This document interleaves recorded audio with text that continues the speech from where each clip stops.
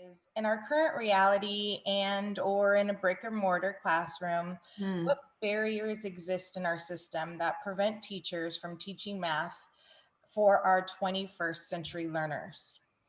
Well, barriers. There are some things that I think people perceive as barriers. We could talk about whether they're actual barriers, but actual barriers, I think that the over testing of kids does a lot of damage. And when all children think that maths is about performing and doing well on this test, it goes against learning.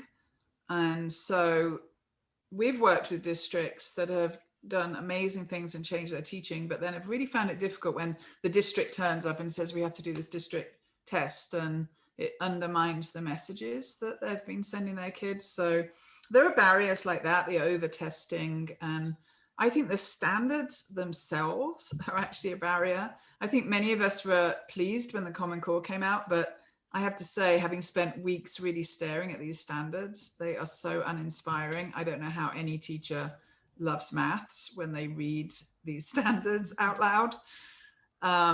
So those are barriers in our system. We have a kind of antiquated maths idea of what maths to teach, and then we have these narrowly written standards that really just sound like lots of procedures, and then the textbook authors, of course, follow that approach.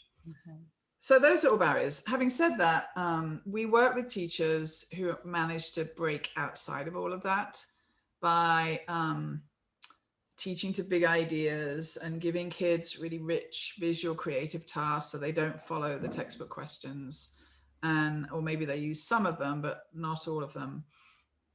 And so I know that amazing things can happen if a teacher is willing and maybe brave enough to go a bit against this procedural system.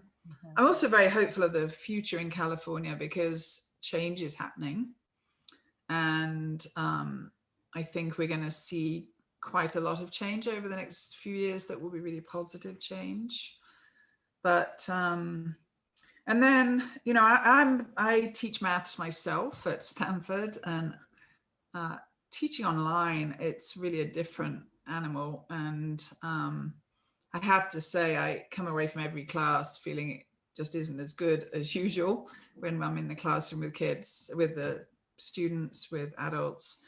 But I keep going with the same goals, and I've found that Google Jamboard has saved me a lot in my teaching of maths online, because it's like an interactive whiteboard space that kids can work on in groups.